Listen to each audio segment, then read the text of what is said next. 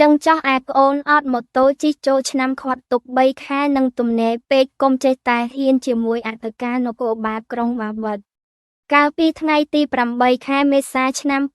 2025លោកបរិសេនីតូអែមសុបណ្ណារិទ្ធអធិការនគរបាលក្រុងបាវិតបានបញ្ជាឲ្យកម្លាំងប៉ុស្តិ៍នគរបាលរដ្ឋបាលព្រៃអង្គុញដឹកនាំដោយលោកបរិសេនីត្រីអឿនអូននាយប៉ុស្តិ៍បានដឹកនាំកម្លាំងប៉ុស្តិ៍ចុះបង្ក្រាបក្មេងទំនើងមួយក្រុមបង្ហោះម៉ូតូនៅចំណុចផ្លូវបេតុងស្ថិតក្នុងភូមិកំពតជ្រក់និងភូមិកំពតលាបសង្កាត់ព្រៃអង្គុញក្រុងបាវិតខេត្តស្វាយរៀងម៉ូតូចំនួន5គ្រឿងមនុស្សចំនួន5នាក់ទី1ឈ្មោះព្រំសាវភេទប្រុសអាយុ17ឆ្នាំជនជាតិខ្មែរមុខរបរមិនពិតប្រាកដមានទីលំនៅភូមិជ្រៃធំសង្កាត់ព្រៃអង្គុញក្រុងបាវិតជាអ្នកបើកម៉ូតូ Honda C125 ពន្ធខ្មៅពាក់ស្លាកលេខស្វាយរៀង 1S7185 ទី2ឈ្មោះសំសំណាងភេទប្រុសអាយុ16ឆ្នាំជនជាតិខ្មែរមុខរបរមិនពិតប្រាកដមានទីនៅភូមិថ្នោតជាតិសង្កាត់ច្រកទេសក្រុងបាវិតជាអ្នកជិះពីក្រោយជាម្ចាស់ម៉ូតូ Honda C125 ពន្ធខ្មៅ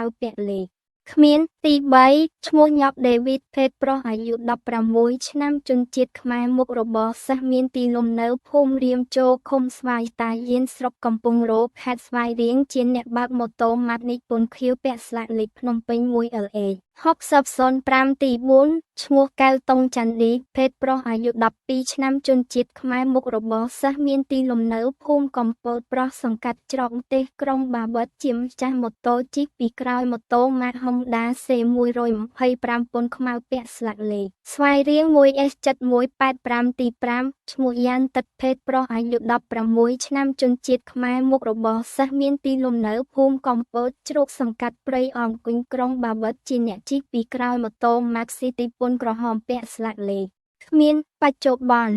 ម៉ូតូទាំង4គ្រឿងសមត្ថកិច្ចបានធ្វើការដកហូបយកមករក្សាទុក3ខែនៅប៉ុស្តិ៍នគរបាលរដ្ឋបាលព្រៃអង្គុញចំណែកក្មេងទុញនឹងទាំង5នាក់សមត្ថកិច្ចយើងបានកិច្ចសន្យាអបអរំណែនាំឲ្យអាណាព្យាមកទទួលយកទៅផ្ទះដើម្បីអបអរំបន្ត